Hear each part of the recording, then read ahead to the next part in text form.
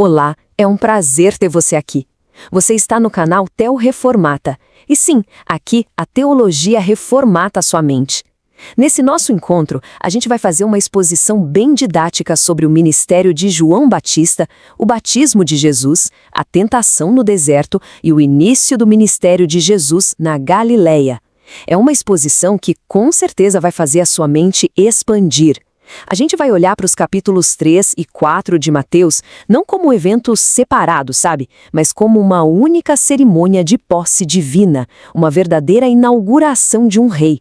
E para facilitar, vamos dividir essa análise em 3 atos que marcam o comecinho do ministério público de Jesus.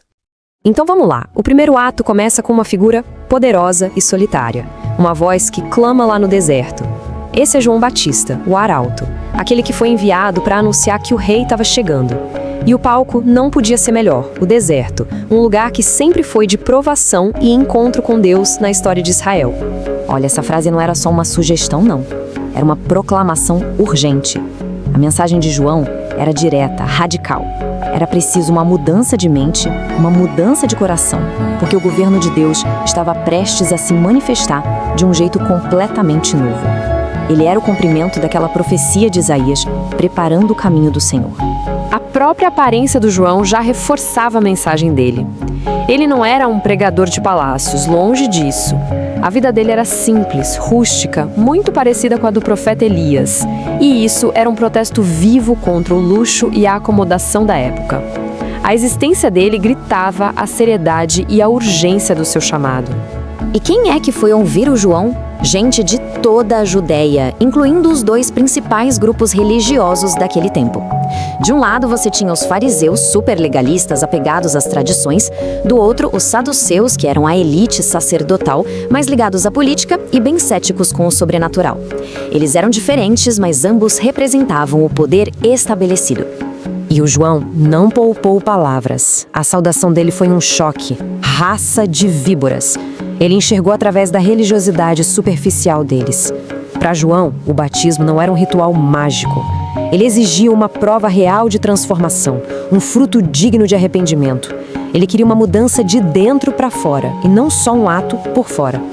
Mas apesar de toda essa força e popularidade, João demonstrava uma humildade incrível. Ele sabia qual era o seu papel. Ele era secundário, o precursor, a voz que preparava o caminho. Toda a missão dele apontava para alguém muito, mas muito superior que viria depois dele. E essa declaração muda tudo. O batismo de João era com água, um símbolo de purificação externa. Mas o rei que estava chegando, ele traria um batismo de realidade espiritual, de verdade, com o Espírito Santo e com fogo. Um batismo que purifica e também julga. O palco está perfeitamente montado para a entrada do próprio rei. E agora a gente entra no segundo ato. O arauto já fez o seu anúncio e o rei chega em cena. Só que a coroação dele não acontece num palácio, não. Acontece nas águas do Rio Jordão. E logo depois dessa unção, ele é levado direto para o deserto para a primeira grande prova do seu reinado.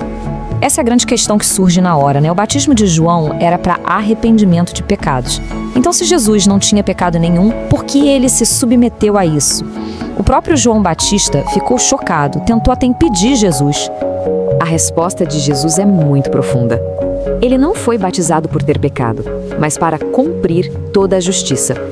Com esse ato, ele se identificou completamente com a humanidade que veio salvar e se submeteu perfeitamente ao plano de Deus. Foi seu ato inaugural de obediência, o comecinho do seu caminho até a cruz. E no momento em que Jesus sai da água, o céu se rasga. E não foi uma coisinha sutil, foi uma manifestação espetacular, trinitária. O Espírito Santo desce de forma visível como uma pomba, e a voz do Pai ecoa lá dos céus. A Trindade inteira está ali, validando aquele momento. Essa declaração do Pai é a unção oficial, é a confirmação divina da identidade e da missão de Jesus. Não fica nenhuma dúvida sobre quem ele é. O Filho amado, aquele que agrada ao Pai, agora está comissionado publicamente para sua obra. Mas olha que interessante, imediatamente depois dessa aprovação celestial, acontece algo surpreendente. O mesmo Espírito que desceu sobre Jesus como uma pomba, agora o impulsiona para o deserto. para ser tentado. Depois da unção, vem o teste. O direito do rei de governar precisava ser provado. E Satanás ataca Jesus em 3 áreas fundamentais, que na verdade representam as tentações mais profundas de todos nós. Primeiro, o desejo físico, a provisão. Segundo, a nossa confiança em Deus, a busca por segurança. E terceiro, a ambição por poder e glória. O primeiro desafio vem depois de 40 dias de jejum, quando a fome de Jesus era extrema. Satanás o tenta usar seu poder divino para satisfazer uma necessidade pessoal, legítima até, mas passando por cima da dependência do Pai. Jesus responde citando as Escrituras. Ele afirma que a obediência à palavra de Deus é mais vital do que a própria comida. Ele coloca a dependência espiritual acima da satisfação imediata. No segundo desafio, Satanás muda de tática. Agora ele também usa as Escrituras, mas de um jeito distorcido. Ele tenta Jesus a forçar a mão de Deus a fazer um espetáculo para provar sua identidade e a proteção divina de uma forma presunçosa. E Jesus responde com outra passagem, colocando a primeira em seu devido contexto. Ele mostra que a fé de verdade confia em Deus sem precisar testá-lo ou exigir provas espetaculares. É uma confiança quieta, obediente. A tentação final é a mais audaciosa de todas. Satanás oferece a Jesus todos os reinos do mundo. É uma oferta de poder e glória, um atalho para o seu reinado, mas com um custo terrível: adorar a fonte do mal em vez de Deus. A resposta de Jesus é a vitória definitiva. Ele manda Satanás embora e reafirma sua lealdade absoluta e exclusiva ao Pai. Ele recusa o atalho para a glória e escolhe o caminho da obediência, o caminho que o levaria à cruz. O rei provou que era digno. E assim a gente chega ao terceiro e último ato. O arauto cumpriu sua missão. O rei foi ungido e foi provado. Agora é hora de o reino ser proclamado e demonstrado publicamente.